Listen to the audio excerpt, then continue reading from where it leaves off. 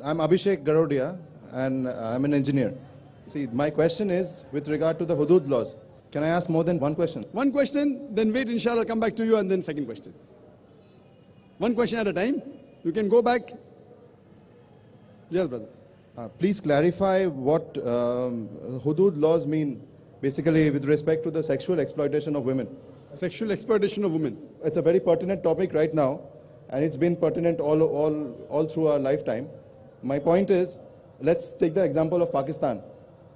After the Zia-ul Haq regime, the hudud laws were imposed. I would like to know what the hudud laws say about sexual exploitation of women. I mean, what kind of penalties and things like that are according to the women? Because let's say, take the example of Pakistan, as I said, after Zia-ul Haq came to power and Islamization of the entire country took place to an even greater extent, the incidents of rape have soared. And the point that they make is that 4 male witnesses are required to quantify what a woman has to say about her status as far as the rape is concerned. So please, could you explain this? भाई साहब ने सवाल पूछा है, मैं उर्दू में जवाब दूंगा क्योंकि तकरीर उर्दू में थी। भाई साहब ने सवाल पूछा है कि इस्लाम में ख़वातीन के साथ सेक्सुअल एक्सप्लॉयटेशन, उसकी इज्जत पे हमला होता है तो क्या सज़ा होती है, और मिसाल दी उनने कि पाकिस्तान के अंदर रेप के लिए, बलात्कार के लिए, ज़िना बिल जब्र के लिए क्या सज़ा है, और ज़िया-उल हक का उसने एग्जाम्पल दिया कि 4 सबूत की ज़रूरत है, नहीं मिले तो इसीलिए रेप पाकिस्तान में बढ़ गई। बहुत से लोगों को गलत फहमी है कि रेप के लिए, ज़िना बिल जब्र के लिए, बलात्कार के लिए 4 सबूत की ज़रूरत है। कुरान मजीद या हदीस में कहीं भी नहीं लिखा है कि बलात्कार या ज़िना बिल जब्र के लिए 4 सबूत की ज़रूरत है। कुरान मजीद में लिखा हुआ है, जो मैंने आयत कोट की, सूरह नूर सूरा नंबर 24 आयत नंबर 4 में, अगर कोई इल्ज़ाम लगाता है औरत पर कि उसने कोई जिना किया, दूसरा कुछ किया, तो 4 सबूत की जरूरत है, या बच्चा लने बराबर ने। जिना के लिए अगर कोई इल्जाम लगाता है कि ये औरत ने जिना किया या वो मर्द ने जिना किया, तो वो आदमी जो इल्जाम लगाता है उसको 4 सबूत पेश करना फर्ज है। अगर 4 सबूत पेश नहीं कर सकता तो वो आदमी को 80 कोड़े पड़ेंगे। उसका मतलब ये नहीं कि अगर कोई औरत के साथ बलात्कार करता है तो वो औरत अगर इल्जाम लगाती है उस वक्त 4 सबूत की जरूरत नहीं है, तो अच्छी बात है। और ये हदीस में आता है, सही हदीस में, कि एक बार एक औरत कहती है कि एक आदमी ने मेरे साथ बलात्कार किया, और मोहम्मद सल्लल्लाहु अलैहि वसल्लम फौरन सही आदमी को जिसने बलात्कार किया उसको सजाए मौत देते हैं। सही हदीस है। उस टाइम 4 सबूत की जरूरत नहीं, लेकिन सबूत की जरूरत है। It may be an evidence only of the women, but it should be backed up with circumstantial evidence. मतलब बलात्कार अगर कोई औरत इल्जाम लगाती है, अगर साबित होता है, चाहे वो मेडिकल साइंस से हो, चाहे वो एनी वे से हो, साबित हो जाए तो वो आदमी को सजाए मौत है इस्लाम में। इसीलिए आप देखेंगे इस्लाम में there is something like modesty. हर रिलीजन में कहा गया है कि औरत को मत छेड़ो। आपने कहा सेक्सुअल एक्सप्लॉयटेशन बहुत किस्म के होते हैं। एक होता है कि ईस्ट टीजिंग, बाद में various other thing, and one of the highest is rape. वक्त नहीं कि मैं सारे एक्सप्लॉयटेशन की बात करूं, लेकिन टॉकिंग अबाउट ईस्ट टीजिंग, सारे मज़हब में कहा गया है कि औरत को मत छेड़ो, औरत का बलात्कार मत करो। हिंदुइज्म में कहा गया है, क्रिश्चियनिटी में कहा गया है, इस्लाम में कहा गया है। लेकिन इस्लाम में तरीका दिखाया गया है किस तरीके से माशरा बने जहां कोई औरत को न छेड़े, कोई औरत का बलात्कार न करे। इस्लाम के अंदर हिजाब है। हिजाब, लोग हमेशा बात करते हैं औरत का हिजाब, औरत का हिजाब। अल्लाह ताला कुरान मजीद में पहले आदमी के हिजाब के बारे में जिक्र करते, फिर औरत के। अल्लाह ताला फरमाते सूरह नूर में सूरा नंबर 24 आयत नंबर 30 में, ए मोमिन मर्द, जब भी आप कोई औरत को देखते हैं और कोई गलत ख्यालात आपके जहन में आते हैं, फौरन नजर नीचे करो। एक बार एक मुसलमान एक लड़की को घूर के देख रहा था। मैंने कहा आप क्या कर रहे हैं, हराम है। उसने कहा हमारे रसूल ने कहा कि पहली नजर माफ है, दूसरी हराम है। मैंने अभी तक आधी नजर पूरी नहीं किया।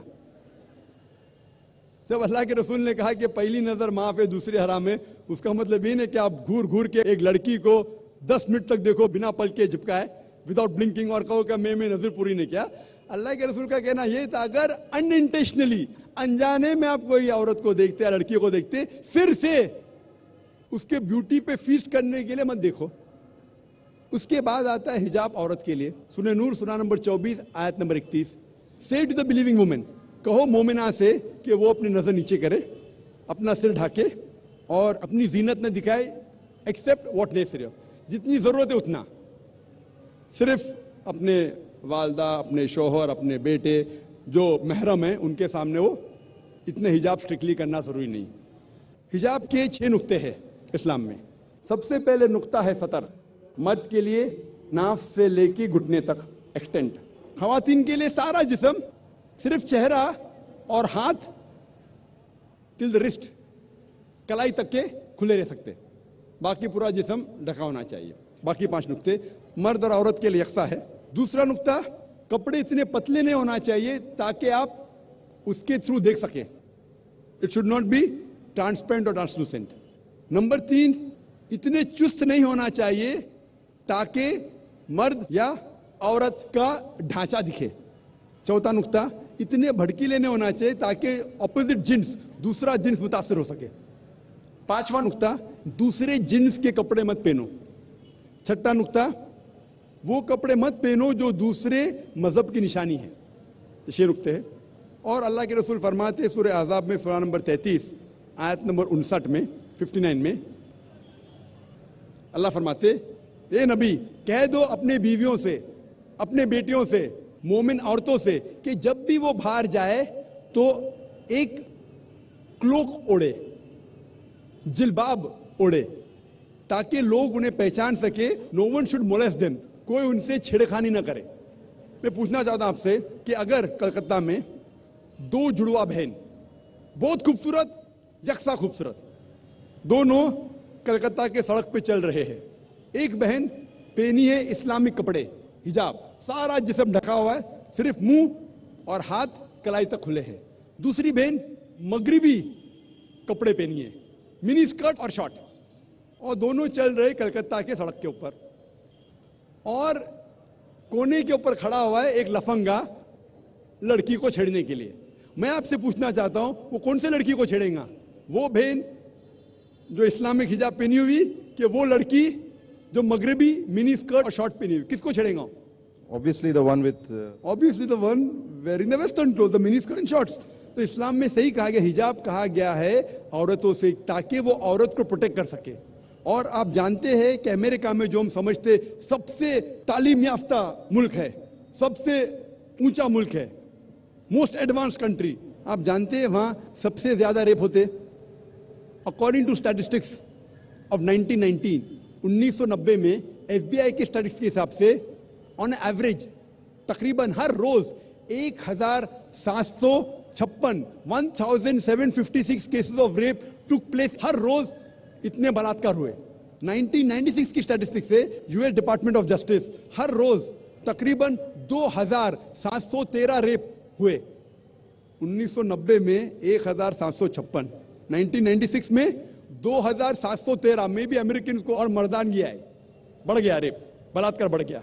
मैं पूछना चाहता हूं, अगर आप इस्लामिक शरीयत अमेरिका में इख्तियार करेंगे, अगर कोई आदमी खातून को देखता है, बुरे ख्यालात आते, नजर नीचे करो, उसके बाद खातून सर से पांव तक ढकी रहना चाहिए, सिर्फ चेहरा या हाथ खुला रह सकता है।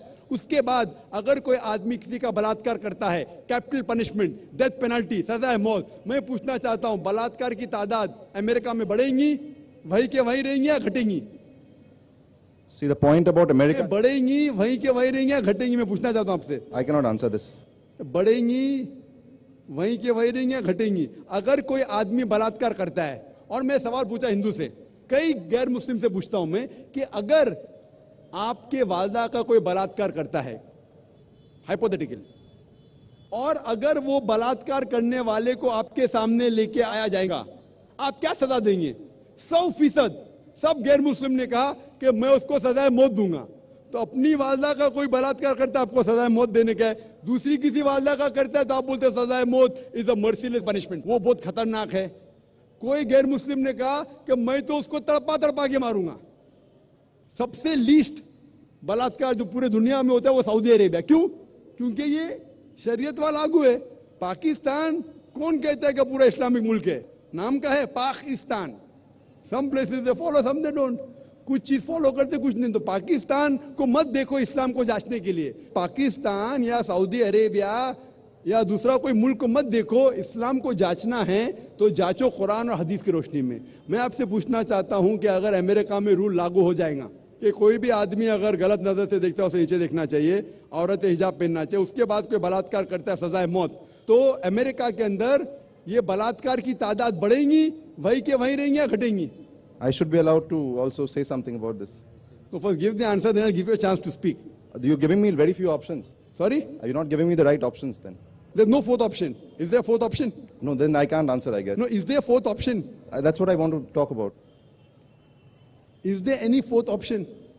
There cannot be any option. Either it remains the same, it goes up, it remains the same, or goes down. There's no fourth option. Our hypothesis is based on certain assumptions. So what assumption? No, my point is that we cannot just say what's going to happen to America if we actually impose the Sharia. If you're illogical, you can't. If you're logical, you can. That's right. What's the argument? Tell me. See, my point is, again, Sharia can be imposed in America also, but we have to also see the fact that a lot of these cases are not reported in certain Islamic countries also. Brother, I'm not talking about Islamic country. I'm asking a simple question. You can pose the second question, you can pose 10 questions, I'll reply, but you should be truthful to yourself. If suppose, God forbid, someone rapes your mother, and if the rapist is born in front of you, what punishment will you give him? The only reason I'm asking this question is because this disturbs me. What disturbs you? The point about rape. The fact that there should be capital punishment to people who actually rape. Very good. So that's what Islam says. That's what I'm saying. So that's what I'm with you, brother. So why are you getting scared to reply? Don't get scared. So the thing is that anyone who rapes, that's the reason L.K. Advani, the previous home minister, ex-home minister, a few years back, he suggested that there should be death penalty for the rapist. Therefore, I congratulate him. I may not agree with his other policies. Correct. What he says, right, I agree with him. So he suggested that in India, there should be death penalty for a rapist. Maybe the next home minister will say that the woman should be dressed up in hijab. Maybe. Okay, now what's the other argument, brother? My point exactly is that... Next question. Next question. Your first question answered or not? More or less, I think. More or less? Yeah, brother, be truthful. What more or less? Which parent? I'm telling, don't look at Pakistan for Islam. Am I talking about Pakistan here? Am I talking about Pakistan?